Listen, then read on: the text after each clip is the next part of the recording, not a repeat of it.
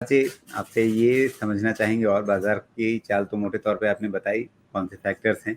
लेकिन कुछ ख़ास सेगमेंट्स बाज़ार के, कुछ ख़ास थीम कोई ख़ास ऐसी चीज़ जहाँ पर आपकी ख़ास नज़र है, एकदम रडार पर है आपके कि ये चीज़ें बाज़ार से भी बेहतर फ़ायदा देने वाली हैं। बाज़ार अगर 10-15% बढ़ेगा तो शायद हमें वहाँ उससे कुछ और ज़्यादा फ़ायदा मिले। तो वो out performing segments, sectors, themes क्या रहेंगी अगले 1 साल में? जी बिल्कुल, डेफिनेटली मार्केट से तो पैसा बनता नहीं है, आपको स्टॉक्स और सेक्टर्स पे पैसा मिलेंगे। तो जैसा हमारा ओवरऑल थीम है, उसके बेसिस पे 2-3 थीम्स है जो हमें बहुत ही लगता है कि अच्छा कर सकता है अगले 1 साल में। जो सबसे पहला जो एक थीम है, वो है क्रेडिट ग्रोथ और इंडस्ट्रियल कैपेक्स का। इंडिया में अगर आप देखें पिछले कुछ सालों में जो बैंक्स और जो इंस्टीट्यूशंस तो फाइनेंशियल से उनका focus because of what the government did and जो आरबीआई का फोकस था, एक asset quality balance sheet improvement का फोकस था। अब वो हमने देखा है लास्ट पिछले 2-3 क्वार्टर्स में कि वो बैलेंस शीट स्ट्रेंथन होने के बाद अब जो फोकस है वो है जो कोर आपका पीएनएल प्रॉफिट एंड लॉस, जो आपने बोलते हैं जो कोर बिजनेस फोकस में, कि अब यहाँ से आप लोन बुक ग्रोथ कितने आप लोन दे सकते हैं और कितना आप डिपॉजिट ले सकते हैं, जो कोर बैंकिंग कोई भी बैंक का एक एक्टिविटी होता है, वहां फोकस है। तो ओवरऑल अगर आप इंडिया की बात करें तो एक लोन बुक ग्रोथ जो है वो 15 से 16% का आ गया है, जो हम बोलते हैं कि एक सिस्टम क्रेडिट ग्रोथ, वो लास्ट मतलब पिछले 9-10 सालों में सबसे हाईएस्ट ग्रोथ है। तो इन्हीं कारणों की वजह से हमें लगता है कि एक बैंकिंग सेक्टर और फाइनेंशियल सेक्टर में अच्छी बढ़त देखने को मिलेगी इन कोर बिजनेस, और उसका नतीजा आपको शेयर प्राइसेस में भी मिलेगा।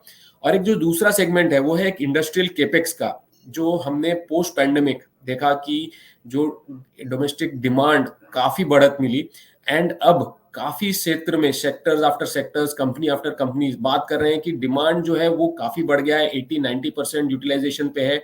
और अगले कुछ सालों में अगर उन्होंने कैपेक्स नहीं किया, कैपेसिटी एक्सपेंशन नहीं किया, तो जो फ्यूचर ग्रोथ है शायद वो उन्हें कैप्चर करने को ना मिले, मार्केट शेयर लॉस हो जाए। और जो कॉर्पोरेट्स हैं उन्होंने भी अपना बैलेंस शीट बहुत इंप्रूव किया है। तो अब आफ्टर सेवरल इयर्स, जो बहुत सालों के बाद, मतलब मुझे लगता है जो 8-10 सालों बाद फाइनली एक प्राइवेट कैपेक्स साइकिल, अभी तक कैपेक्स जो है वो गवर्नमेंट के थ्रू ड्राइव था, तो ये एक सेगमेंट है जिसका बेनिफिट मिलेगा।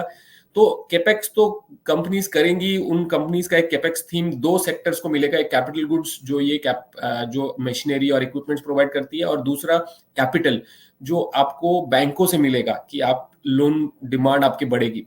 तो ये एक थीम है जो हमें लगता है कि काफी अच्छा प्ले आउट हो सकता है अगले 1-2 सालों में।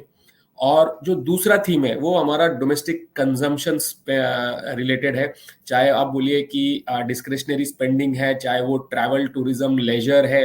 हमने देखा है कि जो फेस्टिव सीजन है इस साल, मतलब अच्छा शुरुआत देखा दुर्गा पूजा के समय पे, फिर गणपति। तो ये जो कॉर्पोरेट्स है इनका मानना है कि जो डिमांड है पिछले 2 सालों का जो पैंडेमिक रिलेटेड डिसरप्शन था, लोगों ने खुल के फेस्टिवल मनाया नहीं था, स्पेंडिंग कर नहीं पा रहे थे, और अब वो इस साल हमने देखा है कि डिस्क्रिशनरी स्पेंडिंग जो है डोमेस्टिक कंजम्पशन का, वो एक तरह से एक सिल्वर लाइनिंग है जो ग्लोबल डार्क क्लाउड्स के बीच में।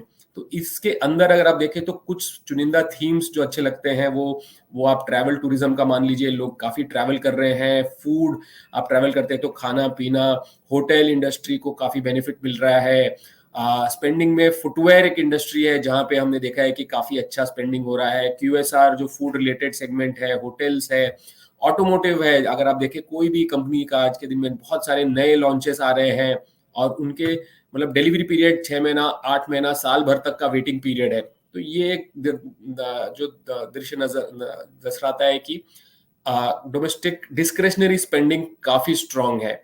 इसके अलावा अगर आप देखें तो एक हेल्थ केयर एक स्पेस है जो पैंडेमिक के बाद लोगों का नजरिया चेंज हो गया है कि नहीं, हमें हेल्थ केयर स्पेस में अपना चाहे वो इंश्योरेंस हो, चाहे वो आपका हॉस्पिटल हो, चाहे वो आपका अपना एनुअल हेल्थ चेकअप्स है, तो ये काफी इंडियंस का नजरिया अपने हेल्थ के प्रति चेंज हुआ है। तो हमें लगता है कि ओवरऑल हॉस्पिटल हेल्थ केयर में भी काफी स्पेंडिंग बढ़ेगी, जिसकी वजह से इन स्पेस को अच्छा फायदा मिलेगा।